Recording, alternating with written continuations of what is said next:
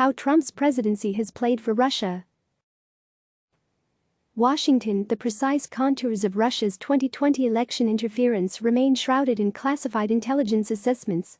CNN's Clarissa Ward exclusively reported this week on Russian troll farms based in Ghana and Nigeria, working to inflame divisions among Americans and provoke social unrest during the 2020 election.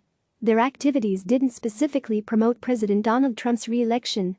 But you don't need James Bond to recognize the fact that more than any other modern American president, Trump has delivered some of what the Kremlin values most. The issue has returned to center stage over the last month as intelligence officials update Congress on Russia's stance toward this year's campaign. Different intelligence briefers have offered alternative assessments of whether Russia favors Trump for the presidency, as it did in his 2016 battle against Hillary Clinton. Trump and his aides insist a 2020 bias toward him wouldn't make sense anyway.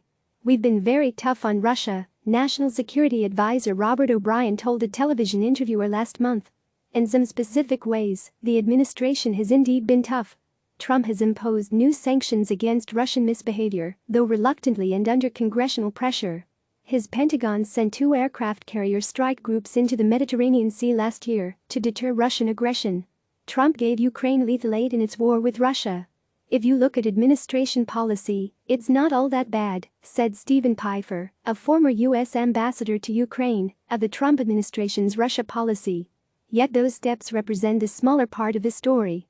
The larger part is how Trump has advanced what some experts say are Russian President Vladimir Putin's higher-level objectives: dividing the United States internally, eroding solidarity with European allies, reducing the projection of American power abroad, and thereby enhancing the 21st-century influence of a diminished Russian state. Trump, who privately sought a Moscow real estate project as a 2016 candidate, frames his presidential strategy as America first. It envisions friendlier relations with Russia as helpful in resolving thorny foreign policy problems, while he secures more favorable economic terms from longtime allies. But Russia policy specialists see important benefits for Moscow. After winning in 2016, Trump disdained the conclusion of U.S. intelligence agencies that Russia intervened on his behalf. That buttressed Moscow's attempt to disavow culpability. Trump has assailed not just democratic adversaries, but also nonpartisan institutions such as the judiciary and the Federal Reserve, eroding public confidence in the American system itself. He has attacked executive branch officials serving under him as a hostile deep state. The lagging federal response to the coronavirus highlights the consequences of his governance. Pressed by one interviewer in 2017 on his expression of respect for Russia's president, Trump defended Putin by yielding the moral high ground on which his predecessors staked the claim of American exceptionalism. "You think our country's so innocent?" he asked.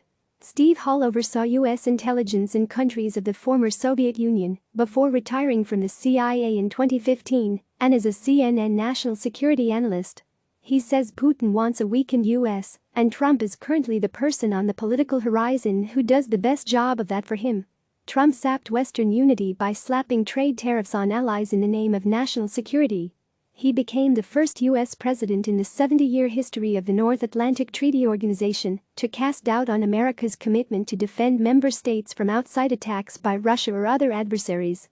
Trump discusses security commitments in commercial terms, suggesting they remain contingent on financial concessions from allies. Uncertainty about the protective U.S. umbrella rattles allies to Moscow's benefit. "Every time the president says, 'Gee, they haven't paid 2%, and maybe we won't support them,' Putin thinks that's good," Pfeiffer said. "You measure power in relative terms. This is the advancement of Russian power.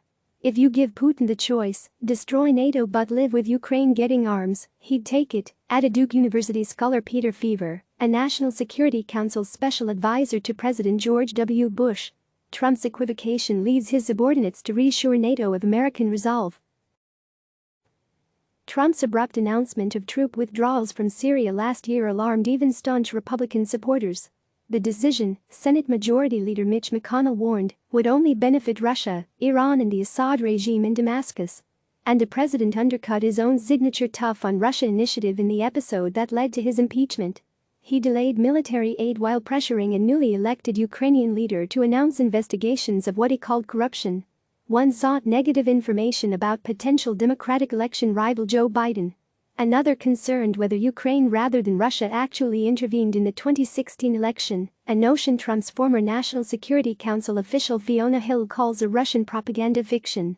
Lately the 2020 landscape Moscow confronts has changed significantly. Just 2 weeks ago, the front-runner to oppose Trump was Senator Bernie Sanders, a self-styled democratic socialist who shares Trump's skepticism about projecting American military power abroad. Now, Biden's emergence presents an option more like that in 2016, pitting Trump's record against a more traditionally adversarial approach to U.S.-Russia relations. Click subscribe to receive the latest news.